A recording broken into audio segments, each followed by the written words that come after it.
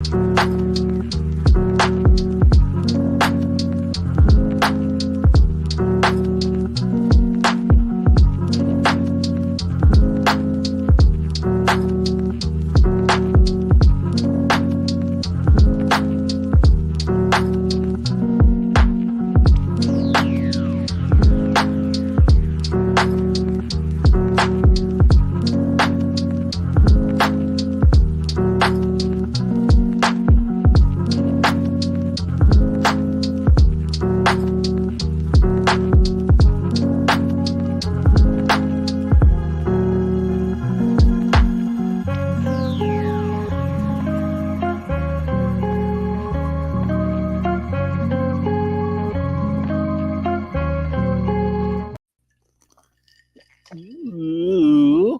I like it.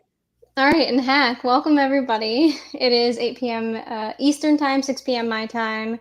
Welcome to the Queens of Nerdom, episode 11, the Echo Rap Party. Echo Rap Party. Echo, echo, echo. Oh, sorry. I am Tay. I'm Jen. I'm Mac. What's up? What up, guest star Mac? Straight Yes. from the pit. Woo, woo. Thanks for joining us tonight. We appreciate it. Thanks for having me. Of course.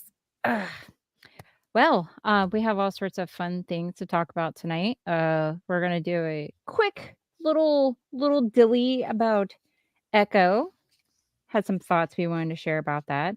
And then we have a new segment that we want to introduce you guys to tonight. It's called the Nerd Forecast. Just wait and see. Hope you like it.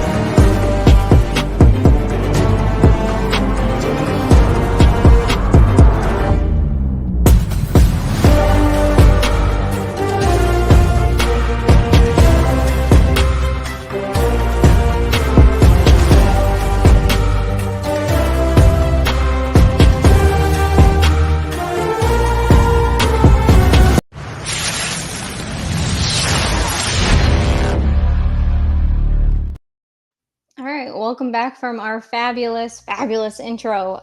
We're going to go ahead and go into our shots. What's everybody taking a shot of today?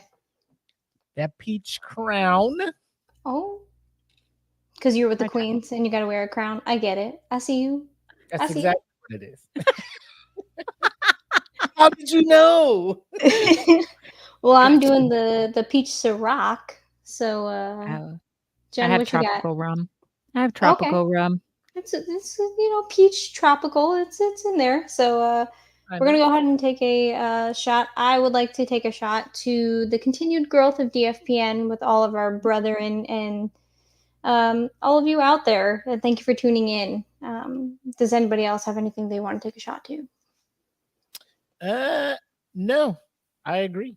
It's kind of like the same thing we took a shot to for the smoke pit a couple weeks back. So just continuing to grow and seeing everybody get in their bag creatively, and then exploring their creativity, not knowing what they're capable of until they fucking try to do it. It's dope. I love to see it. So that's what this shot is for. Hell yeah.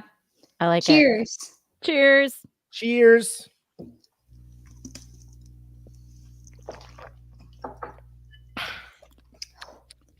Yum, yum, yum. Much smoother than the Kraken I shot one time. I don't know how you did that.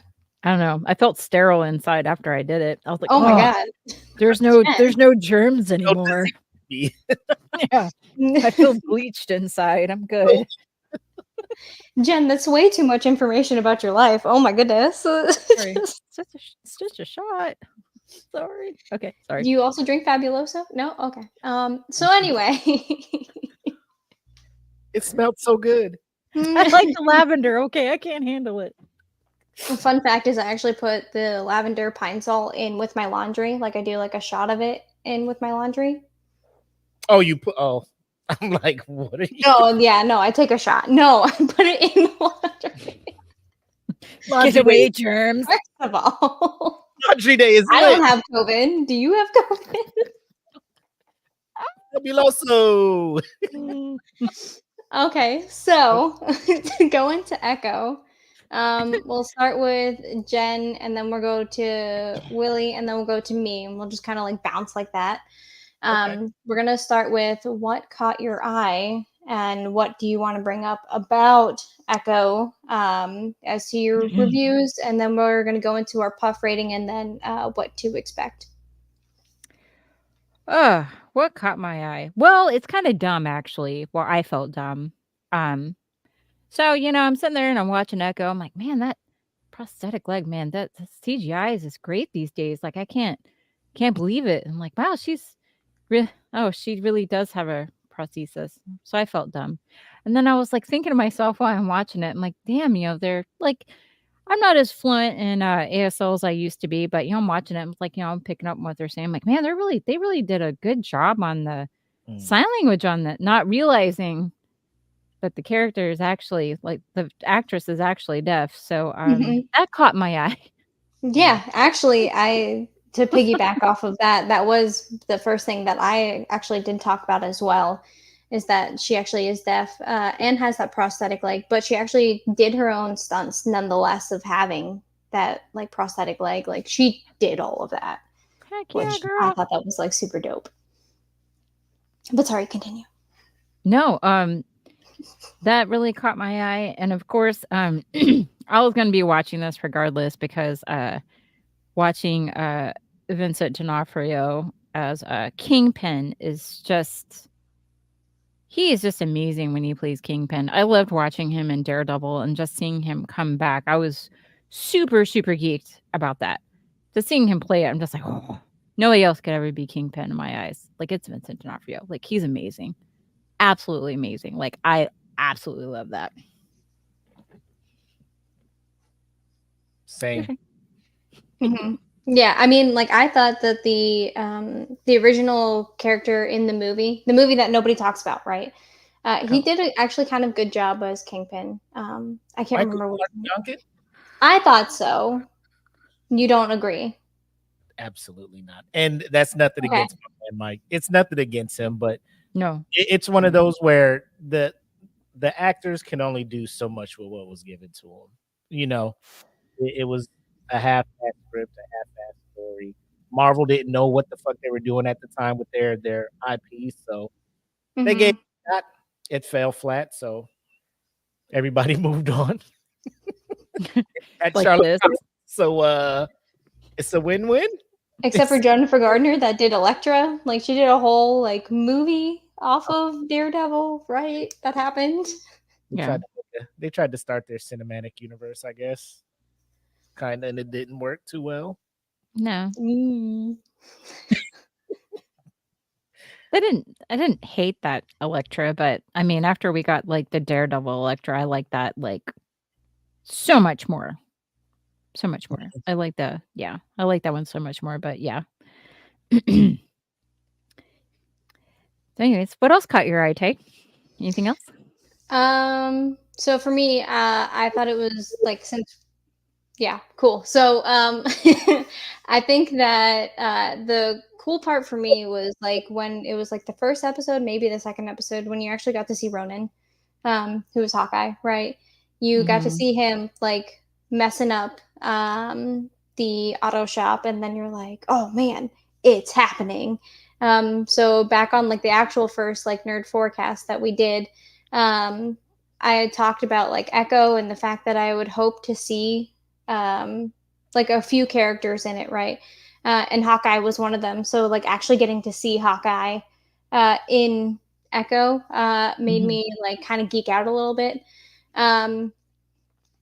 What caught my eye also is that like Kingpin, like you actually felt for him in this one. You kind of felt for him a little bit in Daredevil in that series, but with this series of Echo, like you got to see him be like the father role that he never really got to do, and it really made me just like feel like a tearjerker of some type of like, oh my goodness, like he actually wants to be like her dad and is like looking out for what's best for her and is trying to learn ASL in a sense, right, for her.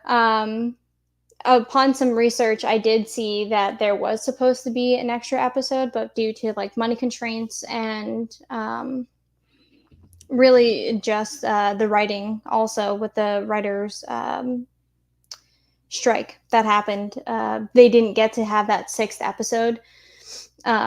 So it was interesting to see like that happen and see like how they worked forward. Mac, what you got? Oh, yeah, what caught your eye, dude? Oh, did you wanted to add something to what Tay just stated? Nope, you're good. All right. So first of all, I'm a big fan whenever they kind of bring in new characters to the forefronts that are kind of lesser known in the Marvel world, right? I didn't know about Echo until Hawkeye, right? But I'm not big into the comics and everything, but I'm the dude that when they introduce lesser known properties or characters, I get online and I try to look them up to see what's going on. So when they introduced her as Echo, I do research and then I see what her powers are in their, the comic universe, and I'm just like, ooh, she's about to be a problem, right? This, like yeah, muscle memory just to observe and then be able to repeat whatever action that she just observes, like not just fighting but anything. She can go to a opera or whatever, see a great musician, whatever. She can watch that person do whatever and then instantly do that. So I was like, she's going to be a problem. And when they started talking about her and the street level stuff with Daredevil and like, she's watching Daredevil fight, and then that's going to be incredible to see. So you kind of get a little bit of that, but they don't go full, she's almost like Taskmaster, how Taskmaster can also do that. Yeah. But they were just kind of, Taskmaster was programmed to do that or whatever. But either way, so I know they couldn't do all that in Hawkeye because it's about Hawkeye and Kate Bishop and all that stuff. Seeing my man Vincent come back to do Kingpin, which I will 100% agree with Jen when it comes to my favorite roles that he has played, like the temperament he uses and how he can easily go from being calm and collected and then just go to fucking berserk, cracking skulls. Seriously, lets you know how unstable Pin is, how unstable that character is. I think he does it very well. Like, and to go back to what Tay said, the moments where he's super vulnerable and he's just like, Maya, just come back. Like, I'm doing all this for you. Like, just back to me. The part where the dude wouldn't give her the ice cream or the hot dog or whatever. And my man was like, oh, hold on 1 second. Hold. Use your words. And he was like, bitch, I wish you would.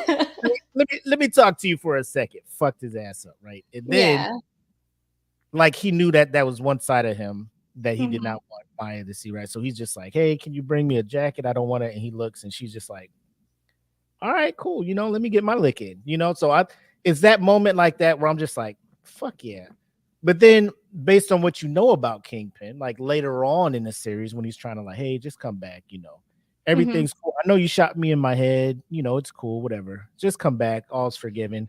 There's a part of me that's like, you don't think he wants to get back for you shooting him in the head? Like, I don't know if I could trust this dude.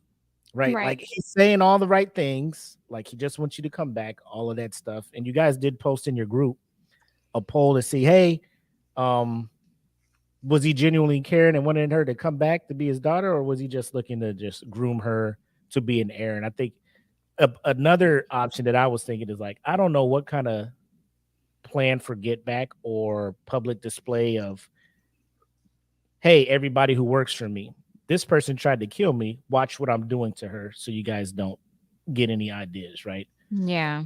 Not real going big. back, about that poll actually. So we actually had like 30% of our votes going to that Kingpin was actually looking out for Maya, whereas like 69 actually said nice. It said that Kingpin was caring about his empire. We try to get those polls out for our fellow nerds. But so Vincent, 100% up there. I do like kind of pros and cons. Like I like when they allow something to breathe by giving it a series. However, I don't think giving it just, was it 5 or 6 episodes? 5. I don't think that was enough to kind of tell the story that they were trying to tell. Because to me, it felt hella rushed the last episode and a half, if that. They're just trying to close everything up. And like at the end of the day, I get it. She's not completely gone. She'll arrive in other episodes. This is just kind of an introduction, but I just thought it was just rushed, and the ending was kind of done like a gimmick. Because again, like I said, I know a lot of the stuff that the MCU does isn't literally taken straight from the comics, but I was super hyped to see the actual her talent from the comics be displayed. I know they started getting into a spiritual kind of like, you're just almost, it remind me of like Avatar. Okay. How like she went into the Avatar state. Because you saw her last, the last people that had her gift, the same way that Aang did that. Yeah, that's actually completely true. So when I saw that, I was just like, yo, what the hell? Like, I mean, if this is the direction you're going, that's cool. But, and then for her to just be like, I grant you gifts as well to fight back everybody. I'm just like, okay, I guess this is how you wrap this stuff up. And then just straight Avatar again. Kingpin's mad. Beep. Let me do the little thing to take your anger away from you, just like he took firebending from, I'm just like, what Aang is still wins though. No, I agree with this. Yes, absolutely. Aang still wins. Avatar state, Aang wins. 100%. Yeah. 100%. Regardless of whatever the smoke pit, your guys' group decided to vote that, like Kenan and Avatar wasn't there. Kenan and Kel shows up, Aang is out of here. You know what I'm saying? Aang has no chance. But that was probably my only gripe is the ending. The research they put in, the work they did, with the Native American tribes that they were talking to, the history from actually employing and using Native American actors and actresses, and not casting somebody to portray one. I love that Marvel tries to stay true to that, and like you said, Jen, finding a actress that can do or portray what they want to play without using CGI or having somebody play somebody disabled and things. So freaking cool. I appreciate that. I think it's the first time Marvel actually did that. Did you guys know that? Like, this is the first time Marvel has actually used like a disabled person for like a like I agree with this person. Like the inclusion was great. Like I love that. Like if there's a person that exists out there, use them. I think that's awesome. Yeah. And your husband. Yeah. Good job, babe. I agree with you.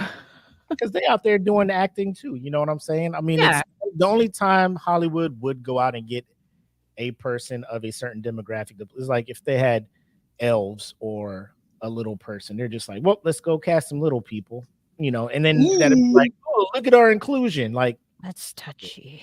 That's so stop it, touchy. Hollywood. Yeah, Hollywood, do stop it. Well, Hollywood was just so bad doing that. But now Marvel comes around, they're like, let's do our research. Let's just and I would say even Fox with the latest Prey movie they did, going back to one, they did a lot of research and cooperation and working with, instead of just taking the ball and running with it and asking for forgiveness afterwards, So you're saying Right. he didn't like M. Night Shyamalan this movie? 100%. Okay, 100%. cool. Or the series, rather. Yeah. God, you said it. Just, I did. Yep. But yeah, overall, like, was it a good watch? Yes. The ending kind of it's not season 8 Game of Thrones bad, but So to go into that, like, it was tracking up, right? Don't bring up Game of Thrones. Don't It was do tracking up. It had my attention. The ending kind of, like, it's click, click, click, click, click, click, click, and then it's it wasn't bad, but I expected better. So Willie, for that, what is your puff rating? Since you're on the smoke pit and we want to bring that, inclusivity here, what is the puff rating?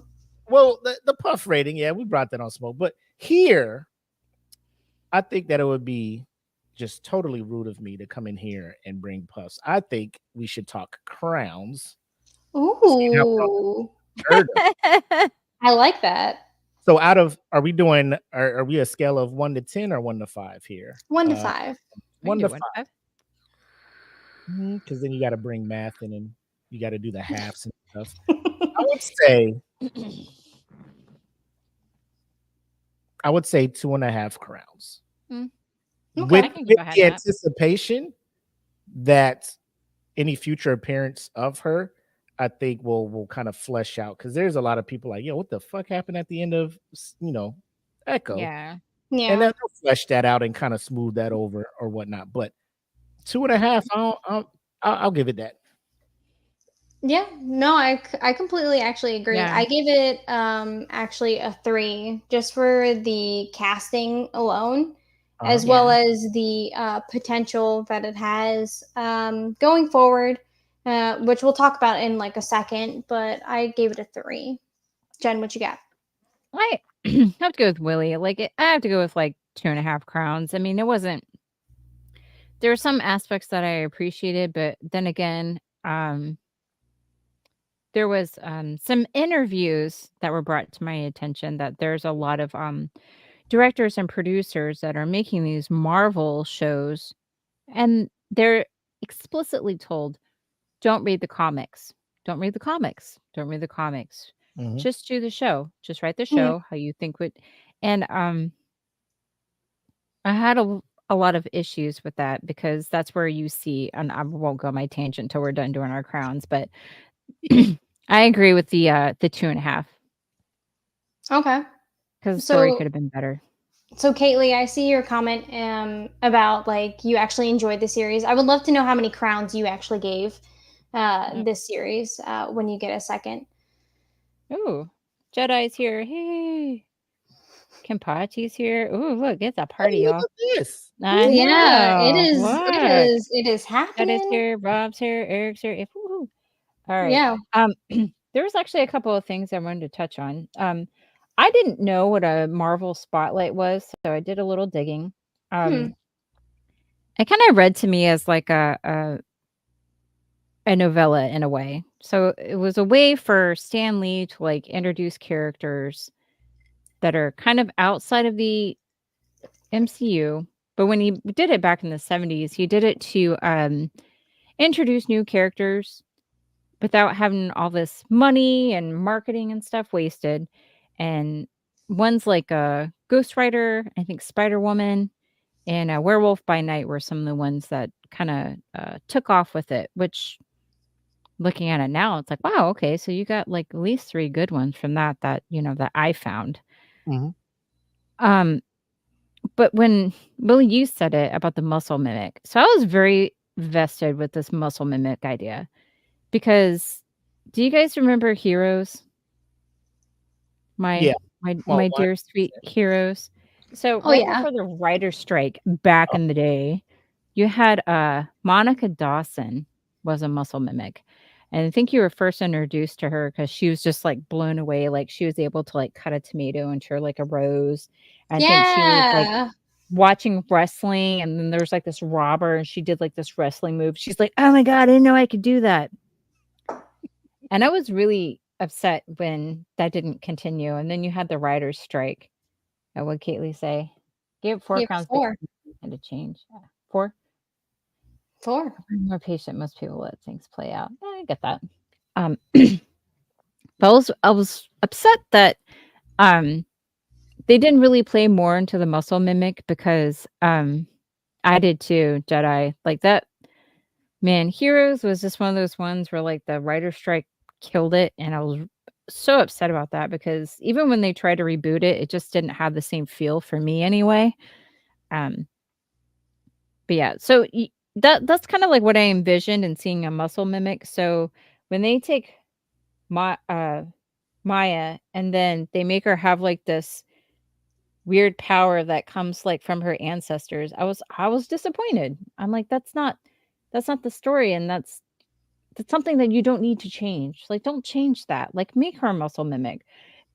I would find her way more intimidating if she's like when she's fighting Daredevil in that first episode, and she just like looks at him and all of a sudden starts copying him. That would put like the fear, freaking death into me. I'm like, oh shit! Like she just Yo, watched that would have me. been dope, though. Yeah. Like, just think. You think your ass got like a really unique fucking fighting style? She just watch you like, I can do that. Watch. Oh, right. terrifying. That was the thing I think they kind of missed the mark. Like, I wish they would have kept that portion. Like the whole ancestor thing, I get what they were trying to do. Didn't really hit for me. Like, I'm not knocking overall, like I enjoyed the show, but I was Mhm. just kind of disappointed in that aspect. Like they really should have kept it. Um One of the other things I really liked was because she's deaf, I like their use of sound. I Yes. think I think the scene that really stood out to me was the one where they're fighting in the roller skating rink and all the sound goes out and all you hear is like a heartbeat.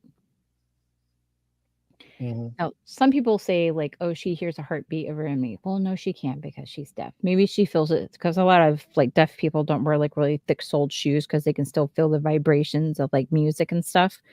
But I think to me, she focuses on her heartbeat. Maybe when she's fighting to help her focus. That could be my brain going way out into left field. But I feel like that's what you're hearing is her heartbeat when she's fighting. I thought that use of sound was really a great idea and very unique. Mhm. Um, and then the other thing I think they could have did better was find a way to let you know what her thoughts are. Like, I think that's one thing even when you have like books that get turned into like movies, you miss that part of the character and they can't always convey it through like their expressions, but when you have like their inside thoughts, you miss that part and that's that connection to the character that you miss. So I think there's something that they could have done a little bit more to kind of help you connect with the character Mhm. because I felt a little bit more connected with Kingpin because we know him so much better and you can hear his thoughts and he conveys that feeling so well. What's up, Now, Billy? do you think that's more? And I was going to get into this. When it comes to the street level heroes, Mm, I think we're kind of spoiled because Netflix gave us, multiple seasons of at least 12 episodes, if I'm not mistaken, each one about 45 minutes to an hour long. yeah, Uh 3 seasons of Daredevil. So that's 3 seasons of getting to know Kingpin, getting to know right. Right. thoughts and all him. 3 seasons of Jessica Jones, two of Luke Cage, two of what I'm saying. So we got Yeah, time to get to really know the backstory and the everything kind of revolving around these lesser known characters that aren't Avenger type stuff, right? So right. then Mhm. here comes, Echo. We get introduced in Hawkeye. People are, hold on, my wife's coming in through the garage after I was like, park outside. You're fine. Is it loud? You hear everything and everything. It's like, oh, what the hell's happening out here, I right? don't hear nothing. I just thought you were hear getting attacked beeping. by a Terminator. Is Yeah, that a Terminator, yeah. Willie? You should run. Are you John Connor? Like, for real? John Connor, run! Get to the But, chopper. Get to the chopper! I'm sorry. Sorry. But going back to that, like only 5 episodes to really try to flesh out a character that was introduced to us as a side point who ended Hawkeye by shooting Kingpin. I was like, Jesus Christ, like So violent. fucking continue this story, please. I want to know what happens. So I feel like I would hope, I haven't read anything or looked anything up. I'm hoping that Marvel is planning on doing something special with this character, because why sit here and give us a spotlight? Like here's a solo thing on just Echo and then just not continue that story. You know what I'm saying?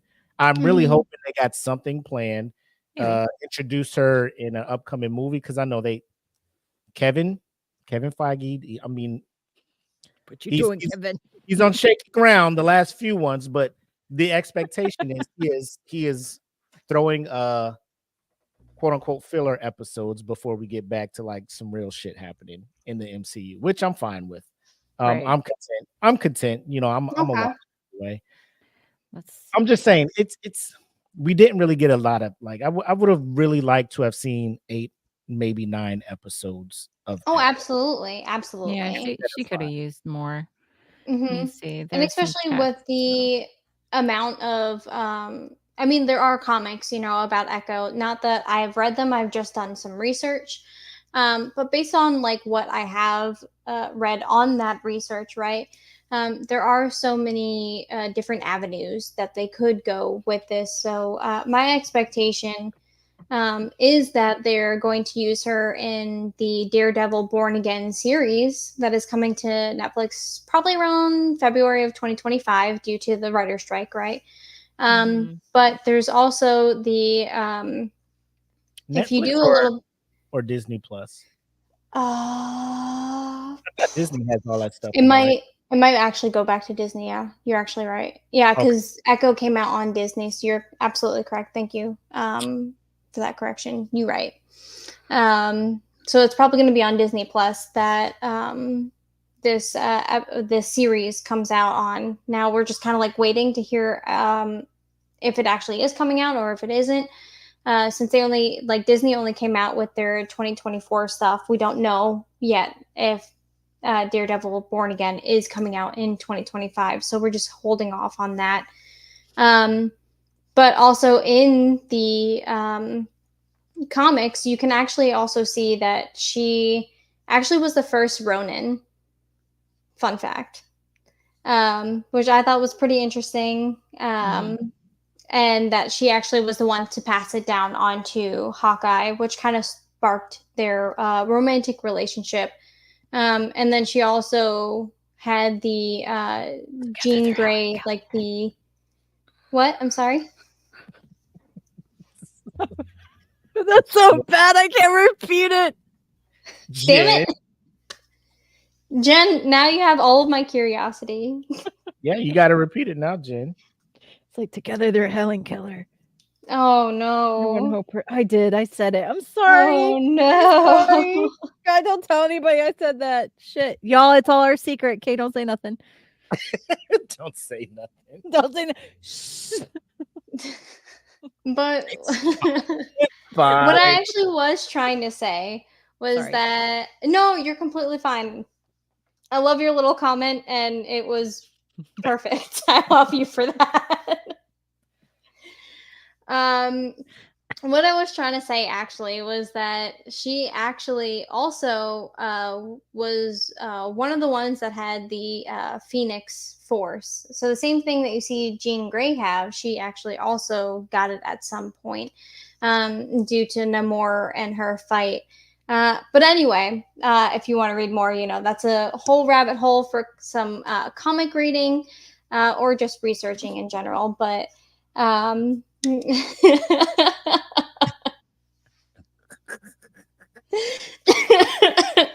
Now I'm going in the comment. I'm like, who said that? Also, if you're watching this and you see us pull up your comment and it says Facebook user, you gotta log into StreamYard and allow them to use your name when it pops. Yeah. So you can see who does this, because there's a lot of just Facebook users, and we're looking on our phones trying to, who the fuck is that? You know, it's we love y'all. We want y'all to get credit for the hilarity that you're providing. I give you one guess as to who the Kung Fu Helen Keller street level badass was.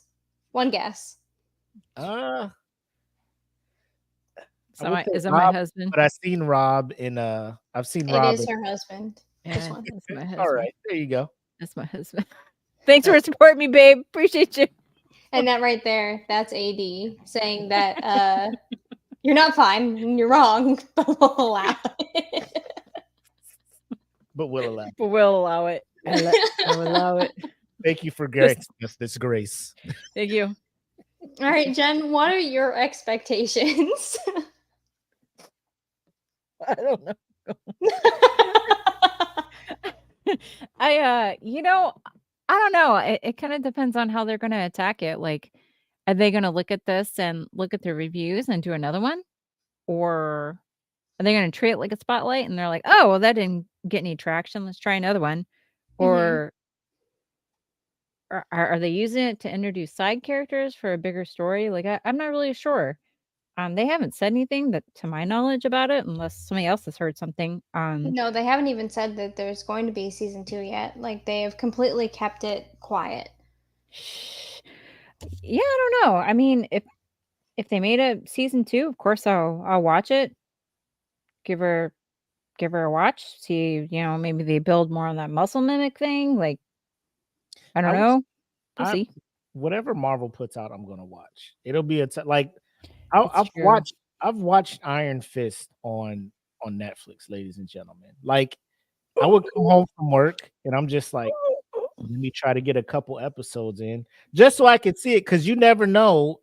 You're watching fucking phase whatever of the MCU, and this is true. Bam, and you're just like, ha, like that fucking DiCaprio meme. Hey, woo, woo. I know that guy.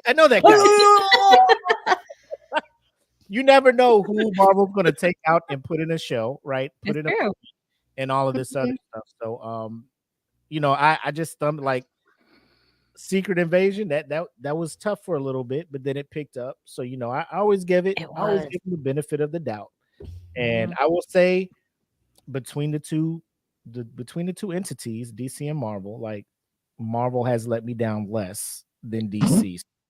Their win record, and it's like, bro, I'd rather, I'd rather just give Marvel the chance to screw me over, because more times than not, they're not going to do that, and DC is. So this is true. This is so true. I mean, Marvel usually has a plan. Like, they have a plan. It's not just like, a fart in the wind. Like, here, fucking like there's usually like, Avengers are a thing. Make Justice League now. We haven't introduced everybody. Put them on a flash drive. Have Batman see it. Double click the icon, and then make Justice League immediately. Got it. Do it now. Engage. Oh man. Come on, bro. So I don't like, what would season 2 of Echo be? Because you're like, if season 2 comes out, you're like, where does I think it would be developing her as now a free Native American woman. Like, that's what I think it would be. Away from Kingpin, away from all of that. Like, how would she grow? And like, as now she is not a Ronin, like, what would she become? Maybe. That's what I would think. Like, that's just my opinion. So Jedi thinks it's not one-off. He thinks that. Yeah, I feel like it can't be a one-off if you put that much. And this is the business side. You invest money and that much time and research and collaboration with the Native Americans and learning. You know what I'm saying? Like, it's a lot of stuff just for 5 episodes, just to be like, hey, look what we did. She could be a character. I want to see what they do, because like Miss Marvel, again, like the way they had her powers show in the television series on Disney Plus. It's not what Kamal was doing in the comics and stuff, right? But Right. I mean, visually, would you just want to just keep seeing somebody's fist get big and you know what I'm saying? Like you gotta try to make things adaptable to television and stuff. So I understand what they were doing there.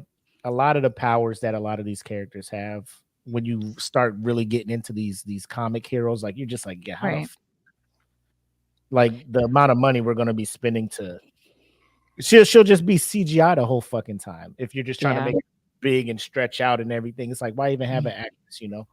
So with the muscle mimic, like I'm just like, bro, this is no CGI is needed.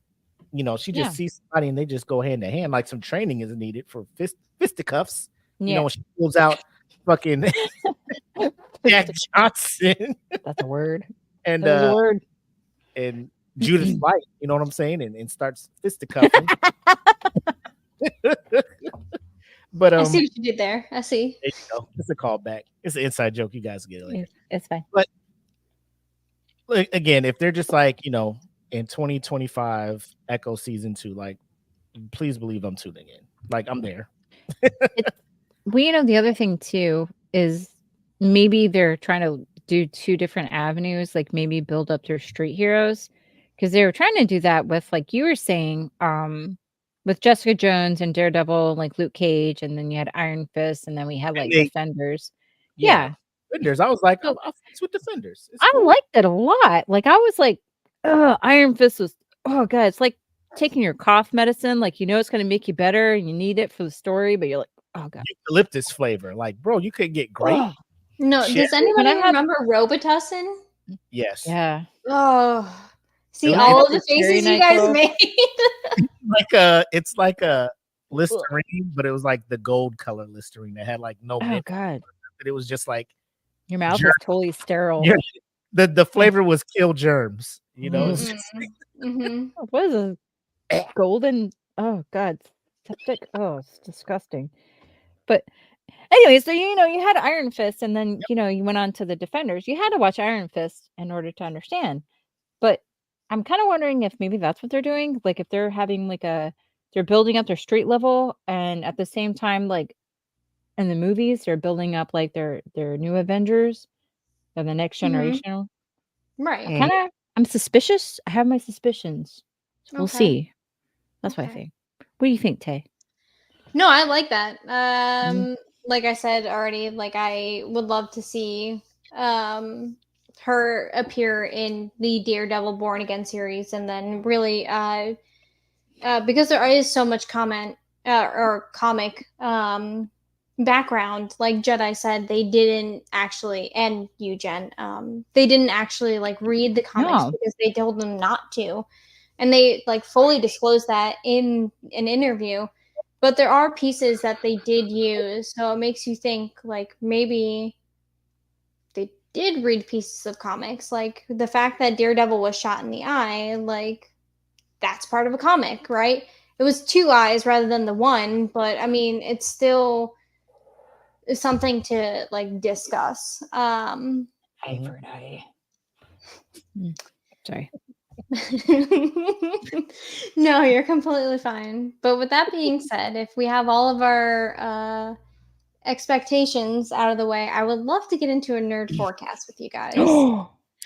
Let's do it. Let's do it.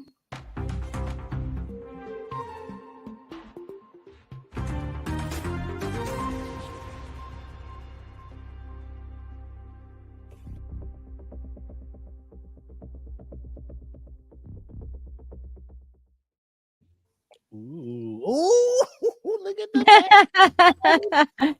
Like our podcast. I love it. The first thing that we are actually going to go online with, so we're going to kind of go through the month of March, but we're going to kind of do it in order as well, and we'll let you guys know if it's a movie or if it's in it, or if it's a show, and then where you will see it. So without further ado, the first one that we're going to talk about is Dune Part 2. Oh.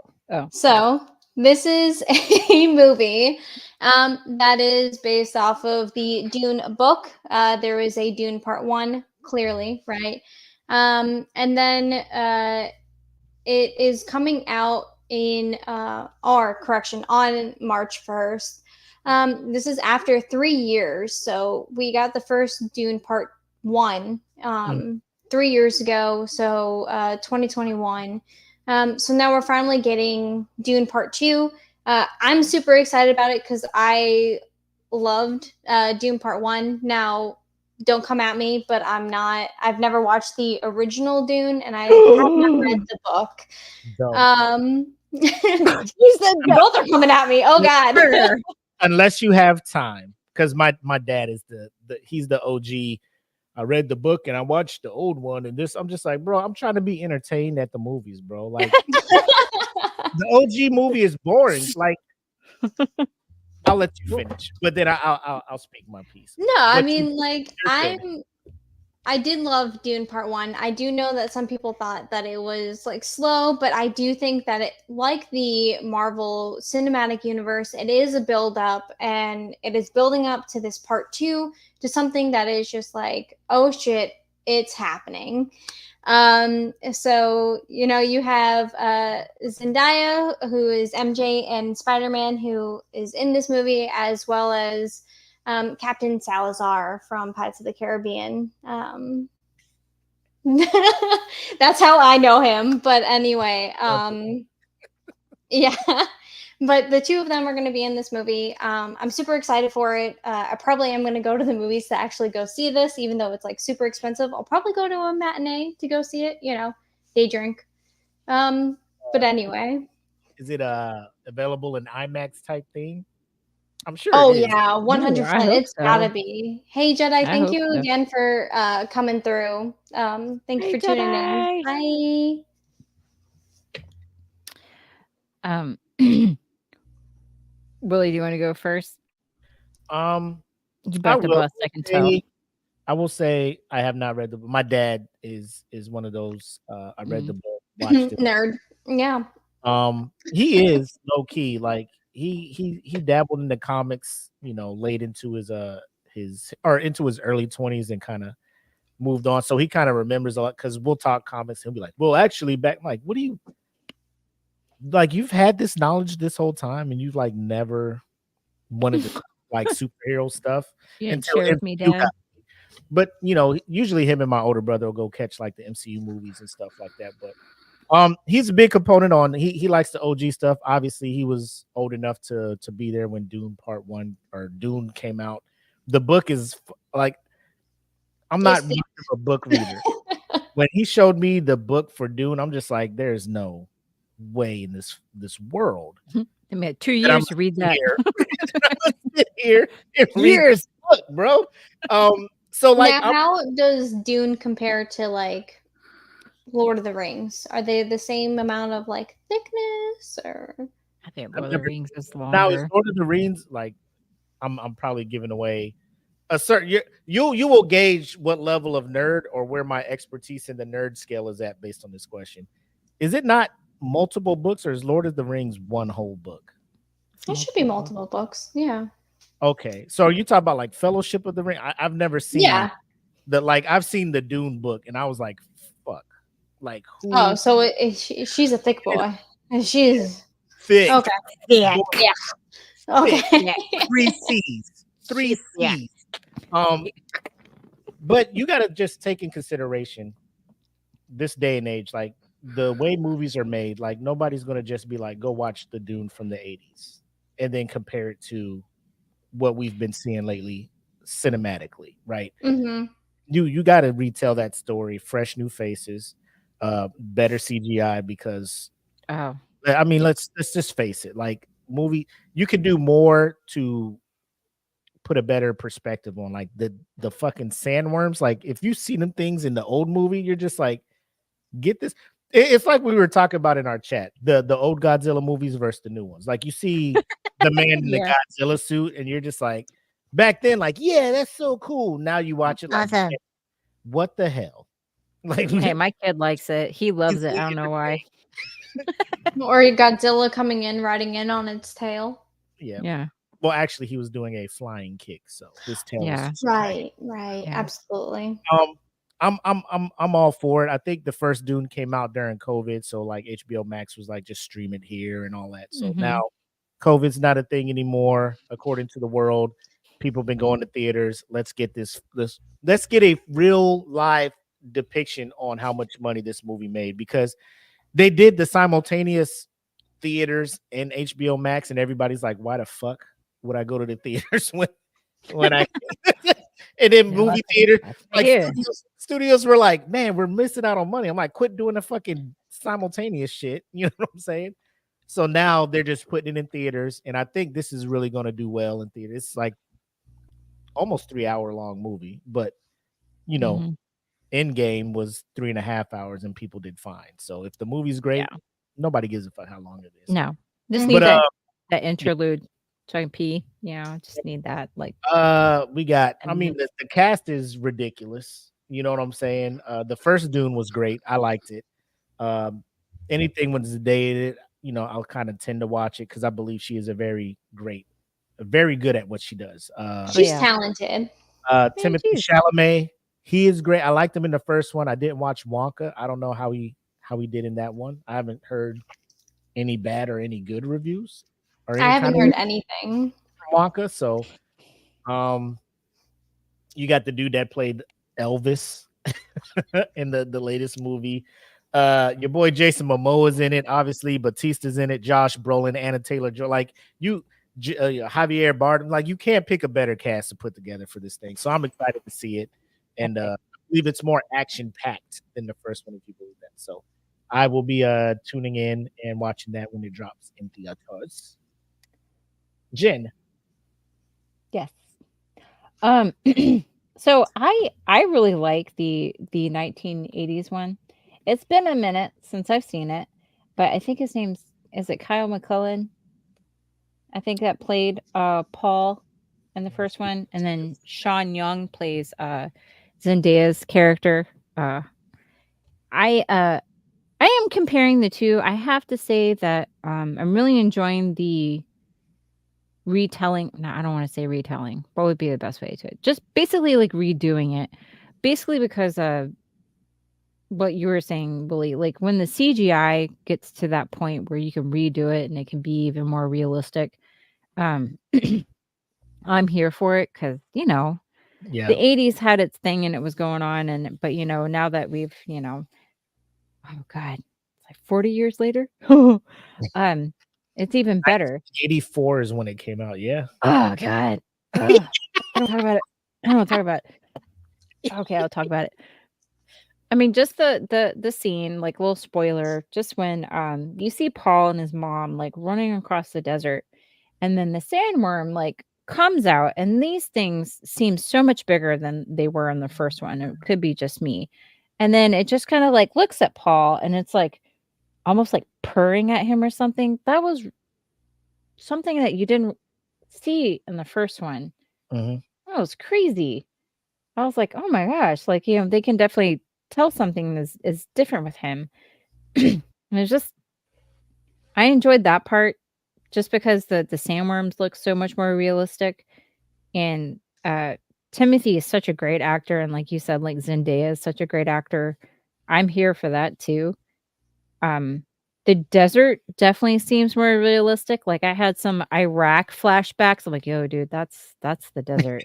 Like I wish I had that suit while I was deployed. Like recycle some of my sweat, like use that instead of like dying in the heat. Yeah. But yeah, I really look forward to part 2. Part 1 was great. Like I loved the first one. Or the original one from the 1980s. I haven't read the books. It's definitely not my style of books. Mm-hmm. But I'm definitely here for long as fuck books. I'm not like this is more like something I'd watch on TV, not necessarily like read a book with. I don't know. I might dabble. I don't know, but yeah, I'm here for it. I like it. The power of the power of sand. The power of sand compels you? Is that the power of sand? Kind of like the power of tournament. So going into the next movie that we have to share with you guys going in line is on March 8th. We have Kung Fu Panda 4. Now, I don't know if you guys feel like this is nerdy, but I do love the Kung Fu Panda series. Absolutely. I love it. Like, have you seen the trailer for it? Because it came out. No. Oh, girl, you got to go see this trailer because it is Okay. hilarious. I was watching it. I went to go see Argyle in the movies, and also very great movie.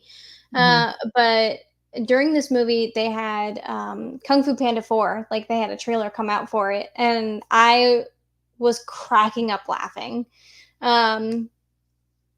That's all I'm going to say about it. Because I'm going to let ready you. for this movie. No. Click the one after it. Oh, shoot, my bad. Who is this? That's probably That my would husband. be EJ. Yeah. I can speak to We'll that. discuss this later. It is definitely one of them because there's always something that Poe learns. Better than How to Train Your Dragon? Was there 3 of those? Yo, yes. Oh, okay. Better than How to Train Your Dragon? Oh god. And I reserve the right, because I mentioned this on the Smoke Pit. When the 3rd Spider-Verse movie comes out, it will be the best trilogy, animated or superhero, hands down. But just speaking animated wise, How to Train Your Dragon is the best animated trilogy. Oh, I feel a poll coming. Oh, he's challenging you. Okay. I see you and I hear you. So for me, right. So all right, definitely need a poll with that one.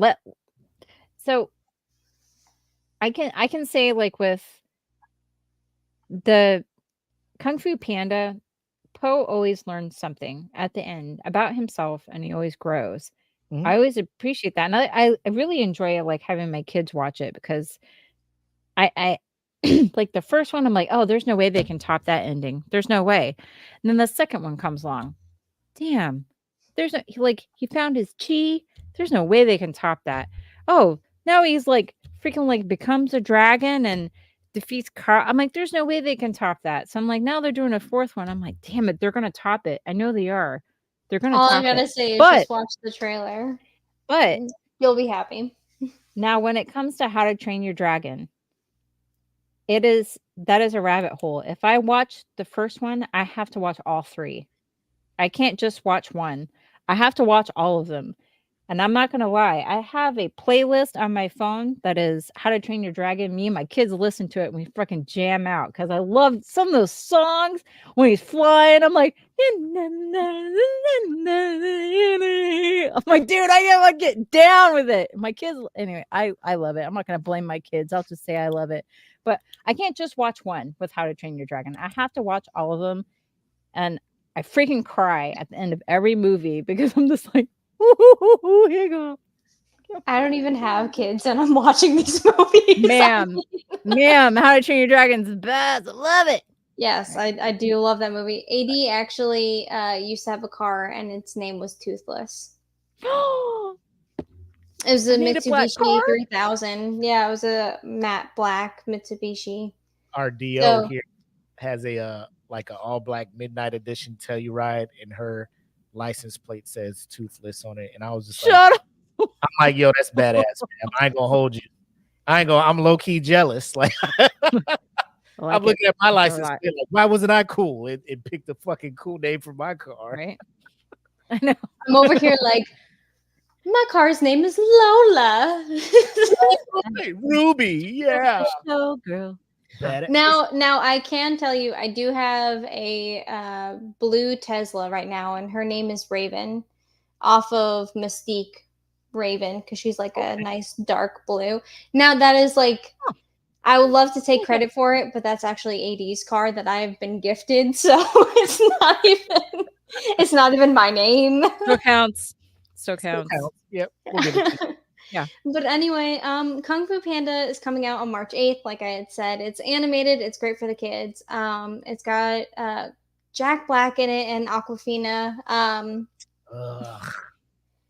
Now, Aquafina is one of those characters, or actresses rather, that is just in everything. She was in The Little Mermaid as Scuttle, and she was in Shang-Chi.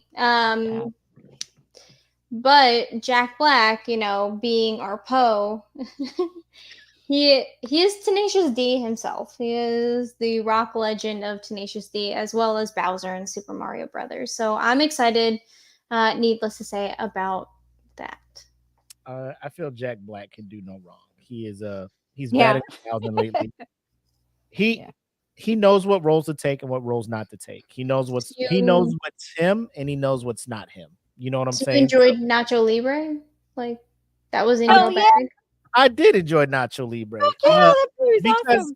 Because he walked into that knowing that it was a silly movie, and he embraced the full silliness of it. Like Tenacious D. Like he just like he can't like. Here's the thing: like him and his boy could be great, but they just do it as a fucking bro. This is us hanging out. Let's just put some shit out.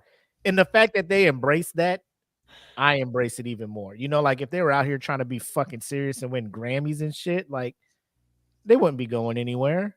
You know, just you hanging with your peoples, doing dope shit, having fun, and it lets other people join in on that fun. I'm here for it. So Kung Fu Panda, fucking Bowser, the switch in Jumanji, where the actual person who is him is a female, and he was playing that role. Like I can't see anybody else being able to do that shit. You know No, absolutely not. Yeah, I know. that does no wrong in my eyes. So He's fucking hilarious. crushes it. You got Dustin Hoffman back in it, Bryan Cranston, Viola Davis. So the cast is great. I'm not a big Aquafina fan. Like when I hear her voice in a movie, I'm just like, oh, at least like nothing against her. I'm just like, there it is again. I don't know. So I'm real big, and I don't want to go too far down a rabbit hole, but real quick, what are your thoughts when you have like legit voice actors who don't get to be on screen to act and things like that, but they are just paid to do, like everybody here plays video games, so there's very famous and very prolific voice actors whose job is to relay emotion and stuff through their voice. But then you have people who are actually actors in movies like Dustin Hoffman and Brian, like decorated, very highly esteemed in their profession, doing voice acting for these roles, and in a sense taking jobs away from just professional voice actors. Are we cool with that or not? So I think, if I may say, there is an inflection that people have when they're voice actors. There is timing when you read a script. There is feeling that comes across in your voice when you do it. You can hear it with audiobooks. There are a lot of actors that have that as well, who have read audiobooks or even like do documentaries. I think there was something that I read that when the Rock did Moana, yeah. When he did Moana, like he was really nervous because he wanted to make sure that he did a good job. Like he didn't just want to like get up there and just read a script. Like he wanted to sound like Maui. Like he wanted to like embody it. He wanted to have good voice acting. And I think that comes across, and why I think we had said in like a previous episode, Tay, like it means a lot when you have voice actors come back and voice the same character over and over, because it sounds like them. They have the right inflection. They say the words correctly. It makes a big difference to me, to answer your question. No, I completely agree, but I also don't see why. Now, this might be me just being so oblivious to the Hollywood world as to why voice actors can't be real actors, like on playing a different role, like in the flesh. If they have that talent, why can't they be like who they already are? Like they're already doing the work, they're just not showing their face for it. Now, there are some people that can't cry on screen, and every single time you see that, you laugh. Tom Cruise Yep, can. there's that. So, you know, yeah. Oh, I mean, there's some that can do it. Like Jack Black, obviously can knock it out the park doing it. absolutely. There are some that can, but at the same time, I'm just, like, I don't know. I mean, it's not affecting my pocket either way, but there are Mhm. some where you can tell actors are just phoning it in. You know, a lot of DreamWorks movies like fucking Shark's Tale, like that's probably the one thing I don't like Jack Black in, only because it's Shark Tale and like Will Smith, Yeah. Renee Zellweger was terrible. Martin, bro, it's just they had a star-studded cast that didn't give a fuck. Mike Myers can pull it off. He did Shrek. Eddie Murphy can pull it off. I mean, it's some that can do both, and some that just can't. No. Now, I Jen, you're agree. laughing at this comment. Like, I want who is this? Jesse Eisenberg. Yes. He played Lex Luthor in he played Blue in fucking Rio, and they made like 2 of those movies. Yeah, and he's the one that played Lex Luthor in was it Batman versus Superman? Or was it that was supposed to the be new like Superman? Superman Returns. from what I've read. Yeah. Oh. And I'm just either way, it's trash. So The social yeah, oh my god, that Social Network was those yeah, Batman versus Superman, that's what it was. Okay. Yeah. Yeah, even 80s, like, okay, skipit.com. We shall not talk about Jesse Eisenberg anymore. Message received. Thank you. Thank you, my friend. Got it. Got it. He shall not be. We will name him Voldemort. We shall not speak his name. Got it. Okay, so moving on, from our off what? Do it. I'm ready. Okay, cool. I didn't know why you took the gasp, so I was so excited. I'm so excited to talk about this. Okay, so the next thing we're going to talk about is Damsel. Now, this is a Netflix movie that is coming out on March 8th, the same day as Kung Fu Panda 4. It's got Millie Bobby Brown, who is 11 and Stranger Things, and it's also got Robin Wright, who is the Princess Bride in the Princess Bride, right? She was yeah. But anyway, so this had a trailer come out, and Jen actually tagged me in it, and I had never seen it before, so I was like super intrigued about it. The storyline is very much about like a princess that has to marry somebody due to like her evil step parents kind of thing. So it literally makes me feel about like Stranger Things. It's got a very much Stranger Things vibe to it, with the amount of monsters that you kind of see. And she's in a forest and everything too, given just the trailer itself, right? But nonetheless, it's coming out on Netflix, so I'm actually quite excited about it. Jen, what are your thoughts? And Willie, have you actually seen this trailer? Have you seen it? Trailer. Obviously, if it's on Netflix, I'll check it out because it's like no harm, no foul, no real. I'm the only thing giving up is time, but and I'm not gonna say Netflix has been batting 1,000 with their original movies. If you don't know what I'm talking about, latest one was Flight with. Granted, when you say Kevin Hart is the lead in it, you're like, whatever, but they put money into these things, and these shows are not it. People are like, oh, if you like Money Heist, you'll love Flight or whatever it was. Money Heist. That one. Yeah. Money Heist is brilliant. That movie with Kevin Hart is trash, but I digress. I'm excited. I like how the trailer just starts it off like it's some kind of fairy tale thing, and then it gets like hella dark. Yeah. And I'm like, you had my curiosity. Now you have my attention. You know what I'm saying? Let's roll the dice on this one. Millie Bobby Brown, obviously, like you said, from Stranger Things. I'm glad they're rolling up on what I'm assuming is the final season of Stranger Things, because these kids are like grown right now. And it's hard watching them like be kids. I'm just like, bro, this dude's like, bro, he's like 20. Yeah. Where's this going? Where these braces like Dusty, bro? You're grown, bro. You have all your teeth. Don't speak with Yep. a like, bro. Let's move on. Like, let's play You some gotta other roles. shave now. Let's play some other roles, my guy. But I'm intrigued. I can't wait to watch it. And again, it being on Netflix, you know what I'm saying? Not too much. You just go watch Kung Fu Panda during the day, come back, watch Damsel at night. It's a win-win. Because this is not for the kids, I don't think. It doesn't look like it's for kids. They're watching their YouTube and their Insta books and Snap Faces and Snap Faces. Oh god, you sound like Eric. Okay.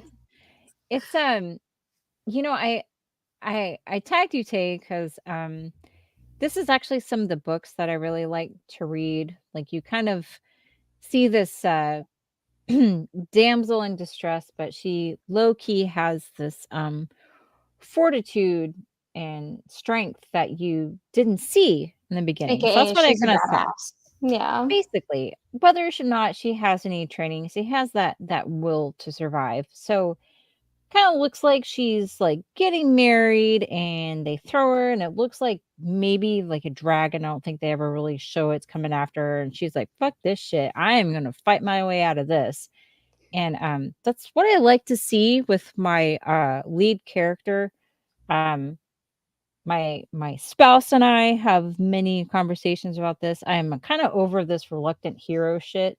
Like, I want to see my character, like, you can be remorseful of the life that you're not going to have, but embrace that fight, embrace you being different and being special, and just freaking go for it. So I'm with you, Willie. Like, it's on Netflix. No harm, no foul. I'll give you like hour and a half, 2 hours of my day, and I'll watch it. Like, I like Millie Bobby Brown.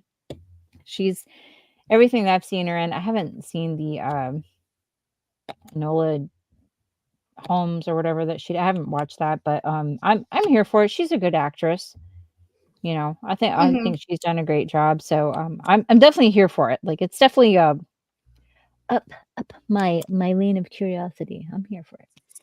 Yeah, definitely very interested to see what they do with that, and given the fact that it is on Netflix, right? That we've all been saying it's a win-win. Like, it's there. Like, why not just watch it?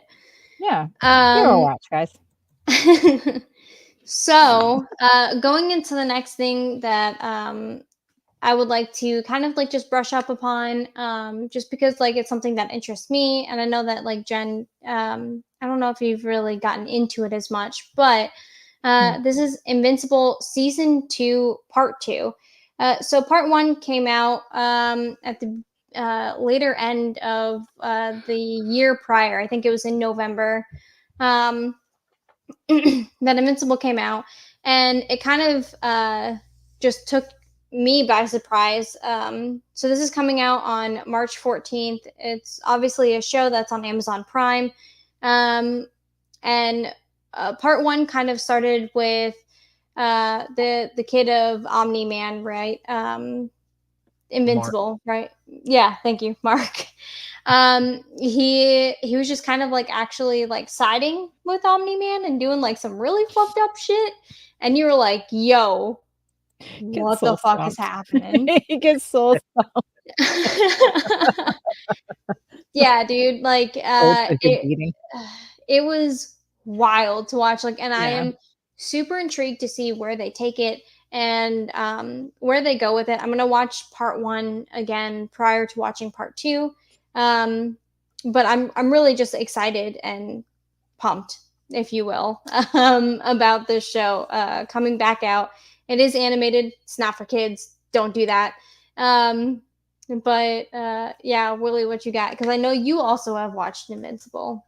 I'm a big Invincible fan. Again, it's one of those properties that I did not know was a comic / graphic novel, however people want to put it, until Amazon brought it to light. So shout out to Amazon for doing that. The Boys, I did not also know that was a comic / graphic novel series. So they're bringing a lot of things to my attention where once I see it, I get interested, and then I can go and support, the artists and the writers and stuff of those comics by buying the books. But I'm a big fan of it. There's a lot of people, I guess like the first season, I'm not going to say critically a lot of people were kind of not for it, but I know a few of in my circle were just like, I'm not a big fan of it based on X, Y, and Z. I loved every minute of it. I like the premise of it, you know. The ending of the first season where you see Omni-Man, who's voiced by the fucking amazing J.K. Simmons, who is another person where I'm just like, Love this him. man has no wrong, right? But I was skeptical at first because I knew Seth Rogen was behind it, and I'm not the biggest fan of everything Seth does. But Invincible is great. Season 1 ended where I was just like, God damn, like Omni-Man is like, you have your everybody knows Omni-Man is fucked up like within the first few episodes of the season. But then like when he fucking just starts beating the shit out of his kid, you're just like, God damn, bro. Like, that's your son, man. Yeah. like, oh, your mom is just a pet to me, son. And I'm just like, this man is off the fucking chain. God And then damn. flies off, you know, and you're just like, what the fuck? So after season 1, that's when I started going online, reading the books and stuff.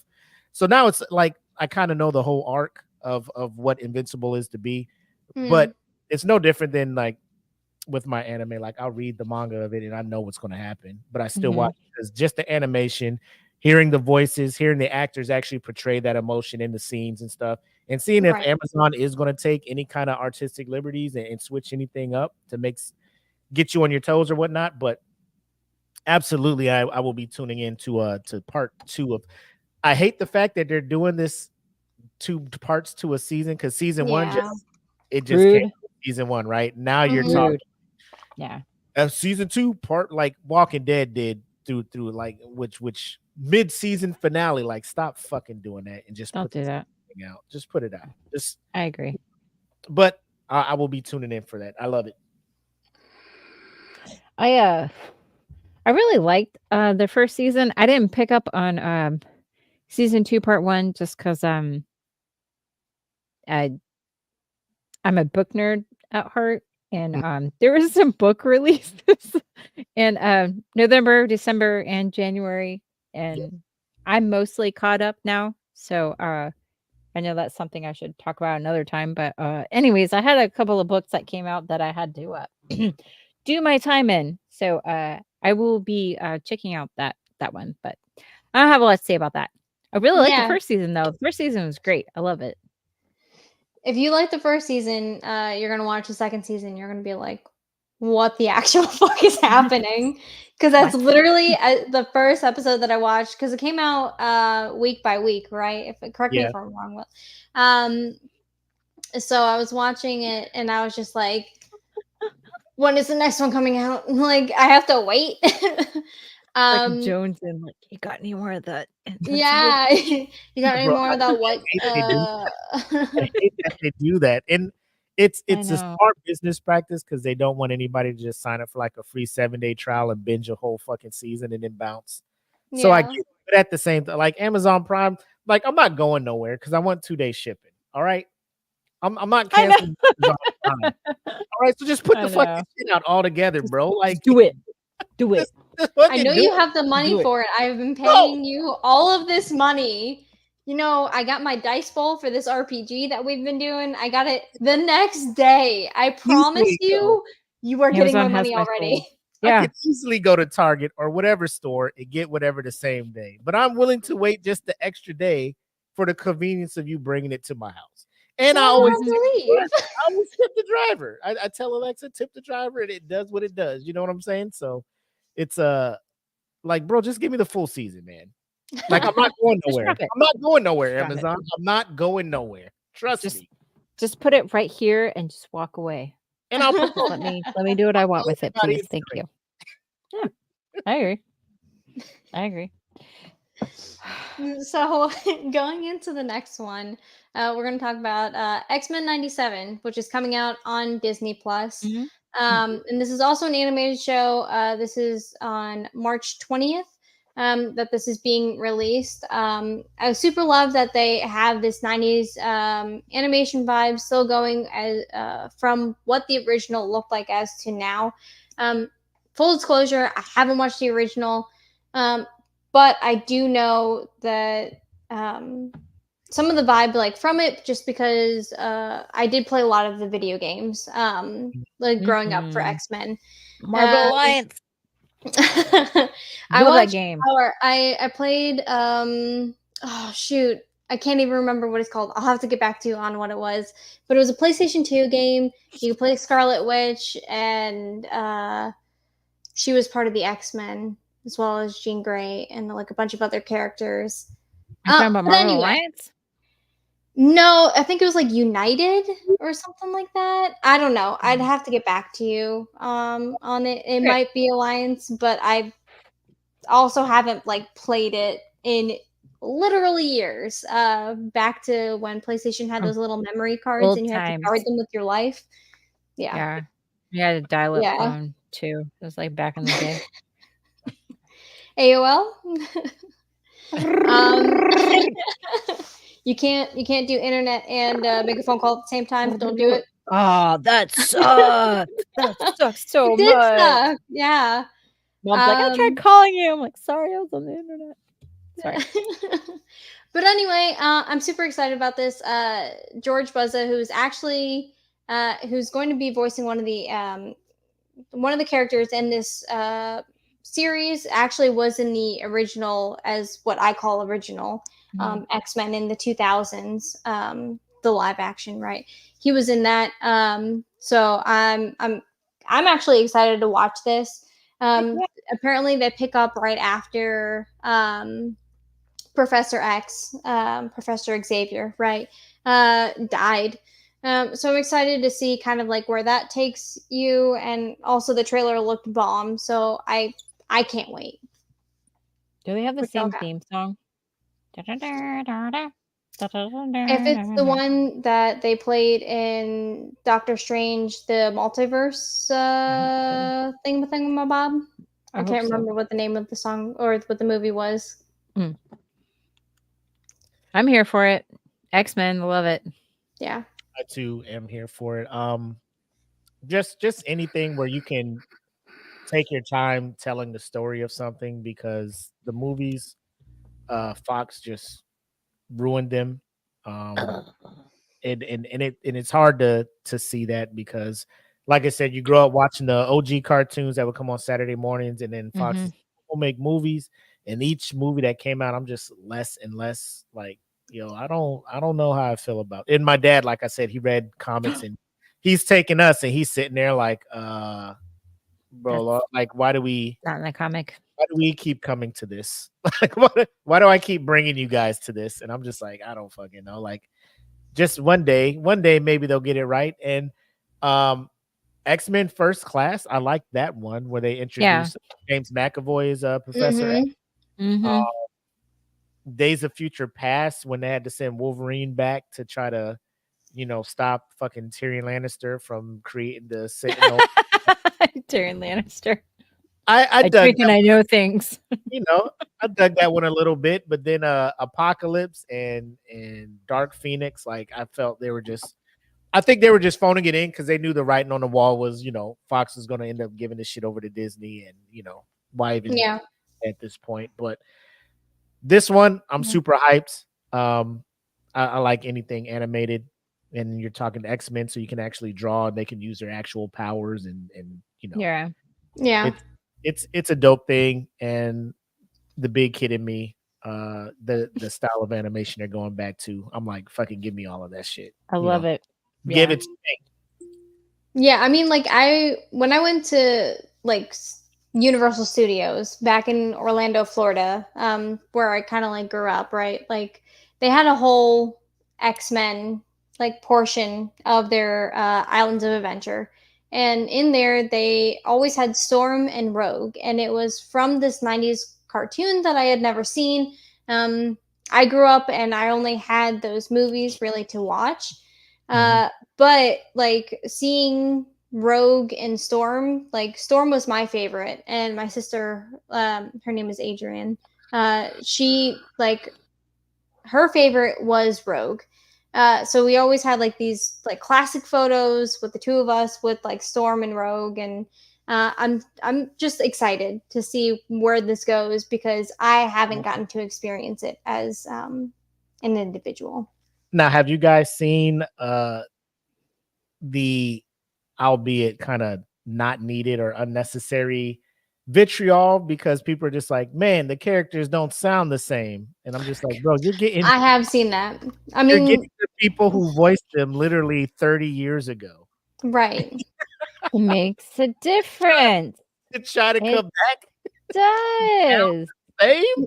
Now I get that it does make a difference, but It I mean it's a does. whole like 3 decades later. Like, what point in Yeah, time but do you just say like you had your time? It's now my turn to like try something.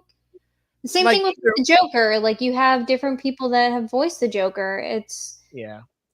yeah, but to me, Mark Hamill is always going to be the Joker in the animated series. Like, if he doesn't sound like Mark Hamill, he's yeah. gonna sound weird to me. He's not gonna sound right. Yeah, That's just my preference, you know. it's a it's a slope. Like, I appreciate them going back and finding the original voice actors and giving them a chance. Like having Jennifer Hale come back to voice Jean Grey. If you don't know, Yeah. she's a very prolific voice actor in video games. Like if you played Mass Effect and you play as Commander Shepard as the female, she's the one that does the voice of female Shepard. So Oh, okay. I didn't know that. she also does the voice of Bayonetta in the newest Bayonetta because the OG actress was on some other stuff, but that's neither here nor there. But I'm all for it. Could I have just had new people do the voices? I'm sure. But they're trying to go for the nostalgic thing, and that's fine. Not everybody can be like a fucking Peter Cullen, you know what I'm saying, and just do Optimus Prime's voice from the 80s and just sound just like it. You know, if not everybody anybody did. if anybody did Optimus besides Peter Cullen, it'd be a travesty. It would be hard. Like I'd be That's like, a travesty. did Peter pass or what's happening here? Yeah, where's Peter? I R.I.P. need Peter now. It's my boy, but Call him. I'm here for it. You know, as long as the story's good, I'm here. Like people swap out all the time. You know what I'm saying? Like I'm glad Daredevil is not fucking Ben Affleck anymore. You know, you don't hear people complaining about that shit. It's not my Daredevil. Like, thank God it's not. You know? Oh no. Yeah, no. Mm-mm. But we'll see. We'll give Right. them a chance. Let them cook, and we'll see what happens. Yeah. I'm here for it. Jen, do you have anything to talk about X-Men before we move on to the next topic? No, Okay, sweet. I'll watch it. I mean, it's on Disney Plus, so again, it's that win-win scenario, right? So the next one, the next one is near and beloved to our very own Jen, who's over here. It's called Ghostbusters: Frozen Empire.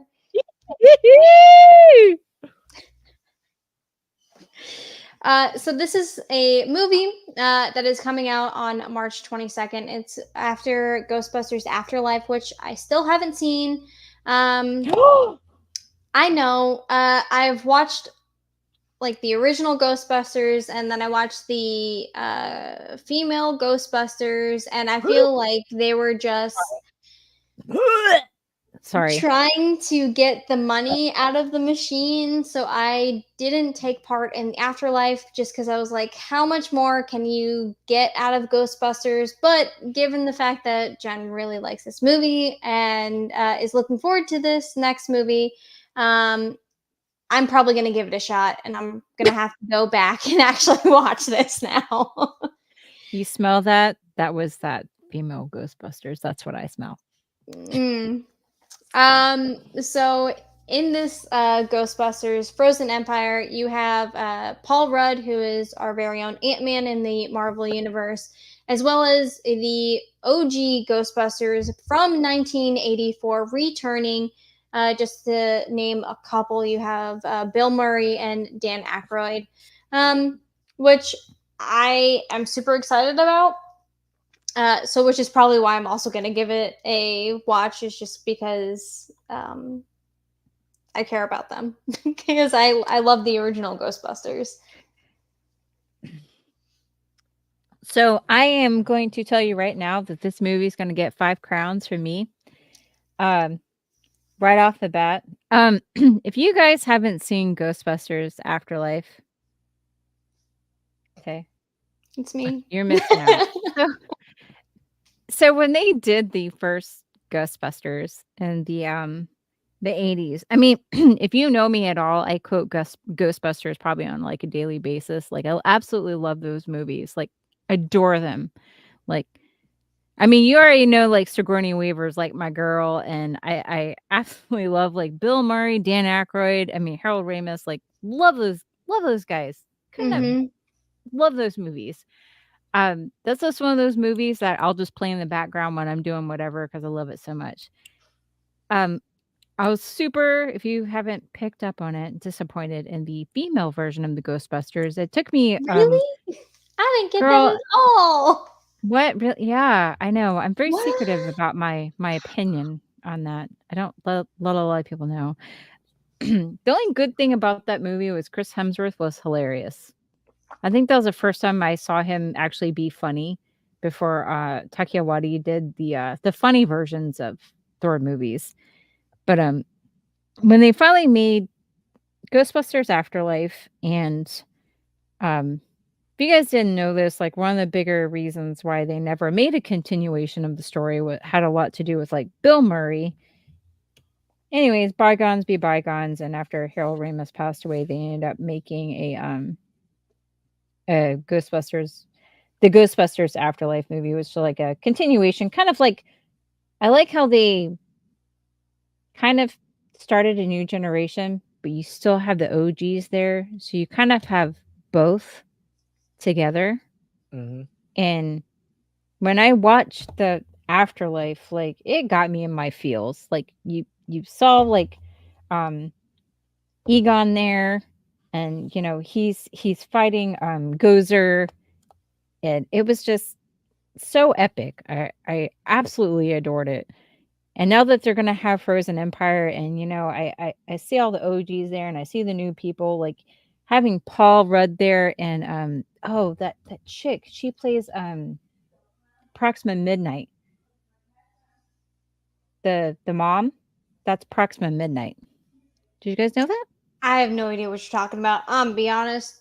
Got no idea. So in Avengers Endgame, that's Proxima Midnight. From Corvus Glaive. Thanos' Yeah. his little clique that got beat by the squad. Yeah. So Okay. Corvus Glaive got stabbed with Captain America, and the one's like, okay, that's Proxima Midnight. Anyways, the chick that voices Proxima Midnight and does all the acting, that's her. I thought it was somebody else, but that's her. Anyways, girl, yeah, thanks. All right, Black's got me. Yeah, that's her. Anyways, I am super here for this movie. Any Ghostbusters movie that they pump out, I will watch it, except for the one that shall not be named. But it seems like the premise, huh? You already watched it, so you watched them all. Yeah. You watched them all. It's fine. And I'm ready. So this is like Pirates of the Caribbean, though. Like we don't talk about number 4. Like, but you watched it, though, right? I had to. Well, there you go. There's nothing. Can we normalize being loyal and being a fan to a property, Mm-hmm. and then like watching each thing the property puts out, and if it's not good, just be like, "Yo, this is not good." Yeah. Yeah, because there's, I feel that more with books made into TV shows and movies. Like My Heart Was Broken to like millions of pieces when they made Mortal Instruments into a movie, and they got that hideous dude to play Jace, and I was just like, the movie's over. Like, why did you do that? Someone who hasn't read the books and watched that movie, I was like, bro, this movie was not, it's not good. No, and it made me not want to read the books. It's like, yeah, it's Vecna. Like, yeah, exactly, Eric. It's Vecna.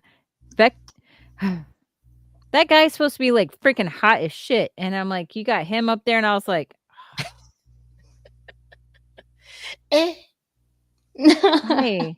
ladies Why? and gentlemen, that's why I don't read books. So I'm only low key disappointed in when movies are bad instead of destroyed like my girl here, Jen. Yeah, I do. I get destroyed. It's true. But I mean, there are some books that are made into movies that, have been good. Don't ask me to name any. I just know that there's some because my heart isn't totally broken. But there have been instances where there are good shows that actually made it. Mm. Anyways, Willie, what you got on Ghostbusters? yeah. Sorry, your turn, buddy. Sorry. I'll watch it. Again, it's one of those where I'm hesitant. Like I'm not going in with like super high expectations. Yeah. The minute you start bringing in the cats from the 80s, I'm just like, is this for fan service? Because Star Wars did the same thing, just bringing everybody the fuck back for fan service, and I'm just like, We all saw the Flash. there's a way that you can do fan service, but still not be just cheesy with it, Oh, 100%. Yeah. So I'm hoping that's not how they're bringing these guys back. I'm hoping because Afterlife was good. I was Oh, yeah. skeptical at first with Afterlife. I'm just like, bro, let's just remake every fucking movie that was made in the 80s, and because Hollywood was just in that frame of mind at that time. Because coming out of Mhm. COVID, You know they're remaking Roadhouse? it's coming on Amazon Prime. So since it's on there, Yeah. watch it. It is Prime? Yes. Okay. Yep. Well, because it was like if it was coming to theaters, I'm like, I will wait for it to come on streaming. Like what I do with most movies that I know are not going to be good. Mm. Frozen Empire, the trailer has me fucking super excited. Like, Good. man, I want to check this shit out. But Yeah. again, I'm going in with my expectations slightly higher, based on how great Afterlife was for me. So I'm going in there. But if they bring Bill Murray and Ernie Hudson and Dan and them, they come out and they do some horrible fan service type shit, I'm gonna be super pissed. Mm. I Yeah. I don't think I need as much fan service as I did the first time. Mhm. Like, if I get a little bit, I'm okay. I mean, they're gonna get my money. So congratulations. Take my money. Afterlife Take it. was good. The trailer has me hooked based on what I've seen from Afterlife. I'm watching it. Hell yeah. Okay. So, going into our last nerd forecast for the night and for the month of March, we have Godzilla X Kong: The New Empire. Now, this was supposed to originally come out in April last year, but they actually did move it up to March 29th. So, this is also a movie. This is after Godzilla v Kong. I'm excited for it. I love monster movies, so this is like right up my alley. And based off of seeing Godzilla just do his like, Mhm. his like whole like build up, if you will, and turning like purple with like electricity before he does his like beam of light. This is basically as scientific as I can get that. But I'm super excited for it because it's Godzilla. Like I fucking love it. Like I go to watch Transformers for seeing robots like fight each other. So I'm going to go watch Godzilla X Kong for the monster fight. Yeah. So Hell yeah. yeah. I mean, if What do you're you going guys there to not watch big monsters, the fuck are you doing here? You know what I'm saying? Are you Go are home. you here for the plot? Are you here for the what I'm saying? Like what I do you like the characters. you Great know what characters. the hell this shit is about? Like if you watch that trailer and you go there and you're just like, well, bro, when Kong has a fucking power glove on his fucking fist, you know what I'm saying? Like he's putting this shit on, it's like I'm just like, bro, we're over the top. Like go to watch this shit the same reason people go to watch Fast and Furious. You know some off you know what to expect at this point. So the only Yeah. reason that bro, this audience going to see this movie, like nobody should be leaving here like, man, that movie was bad. Like you knew what the fuck this shit was. I'm here to Mhm. see Godzilla and King Kong team up to fight a greater threat, just like they did in the one that came out on HBO, Godzilla v Kong, I think it was. Mm-hmm. Which also starred Millie Bobby Brown, which I was just like, eesh, probably the human acting was not what I was there for. I will say that. Yeah. Human acting is not what I'm there for. I'm here to see these CGI monsters fuck up Mecha Godzilla, and that's what they did. Correct. Correct. It did make me lose respect for Kong, which is why I'm thinking they gave him this fucking power gauntlet, the Infinity Gauntlet for this one, because Godzilla was working his ass in the first one. And they're just like, I mean, you a big, strong ass gorilla, but these things like breathe fire and have like superpowers, and you're just strong. You know what I'm saying? Like, cool. We don't need you throwing barrels at these people. We need you to like fuck them up. You know what I'm saying? So, yeah, I'm excited. Like I said, Kaiju season is back. I'm here to watch all of it. Monsterverse stuff. I have not watched Monarch though. But I don't need to watch that. Yeah, I don't think that ties directly in to Godzilla v Kong. But I'll be in theaters to watch it. Yeah. Jen, what about you? Like, are you excited for this movie, or are you just kind of like, it's another monster movie? No, I am. Well, I'm a big Godzilla fan, mostly because of my husband and my kids. My youngest, Zeke, like Zeke carries around Godzilla like other kids carry around teddy bears, and if he puts Godzilla, he's like, "Oh no, Godzilla!" I'm like, "He's right here, Zeke." He's like, "Oh, okay, Godzilla." So I kind of love Godzilla because of my youngest. I honestly, I love all the Godzilla movies. Not so much the 1995-ish Matthew Broderick one. That one was that was a disappointment. That was like 90. Was that 97, 98? Something like that. It was trash. Yeah, I mean, okay. So when it came out, I was really, really excited. I remember this very vividly. There was lots of merch and stuff, and I had cups, and they had all sorts of things that you can get. And I remember going to the theaters and watching it. But I mean, when the newer ones came out, way, way better. He didn't look like a giant like iguana. Like he looked like the actual like Godzilla from like the older movies. I'm so glad they fixed that. But yeah, I mean, I'm definitely here for it. I love monster movies too, especially with like the Titans and everything. And I do watch a lot of the older ones that are a little on the cheesy side, but they have a special place in my heart. Still love them. So yeah, I'm here for it. I'll watch it. Yeah, I'm down for it. I literally while you were talking, I had a flashback because you said 2000s, and I thought of the old King Kong movie with Jack Black. That was in 2005. So that's what I was thinking about. The Jackson one? Yeah, that one was. Yeah. I can't handle the bug scene. The bug scene, like I'm pretty tough, man.